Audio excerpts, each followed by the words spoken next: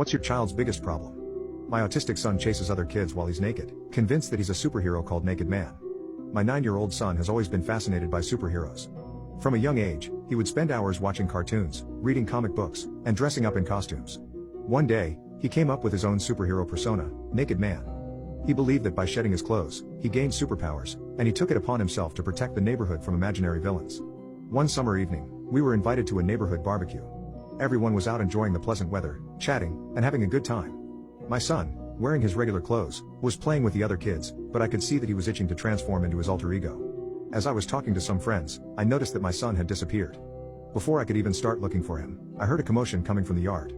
Turning my head, I was both shocked and amused to see my son, now completely naked, sprinting across the grass, chasing the other children while yelling, "Fear not, citizens. Naked Man is here to save the day." The other kids, unsure of what was happening, started screaming and running in all directions. My son zigzagged through the chaos, arms outstretched, fully embracing his superhero persona. The adults, initially startled, couldn't help but laugh at the bizarre scene unfolding before them. Some took out their phones to record the moment, while others tried to calm down their own frightened children.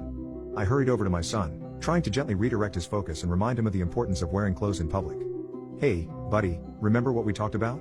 Naked Man needs to keep his superpowers a secret, so let's put your clothes back on, okay?" I suggested, hoping to avoid any further embarrassment. Slowly, he nodded in agreement, and together, we retrieved his clothes and got him dressed. Once he came back out, he apologized to the other kids, explaining that he had just been trying to protect them as Naked Man. The children, now over their initial shock, began to giggle at the whole situation.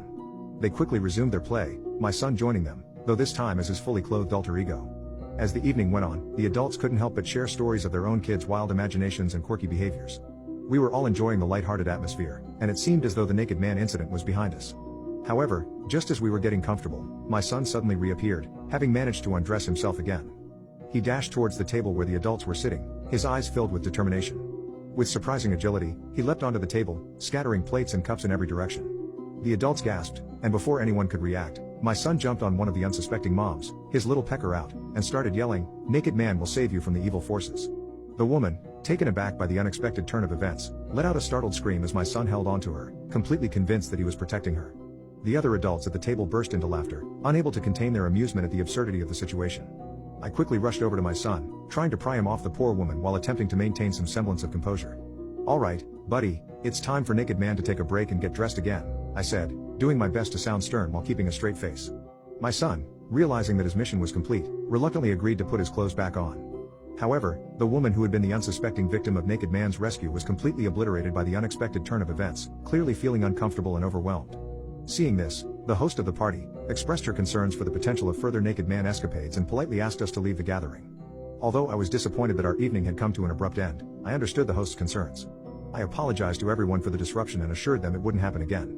With a mix of embarrassment and amusement, we gathered our belongings and made our way home. The car ride back was filled with awkward silence, as I tried to process the events of the evening while my son, still full of energy, humming the theme song of his favorite superhero show in the backseat.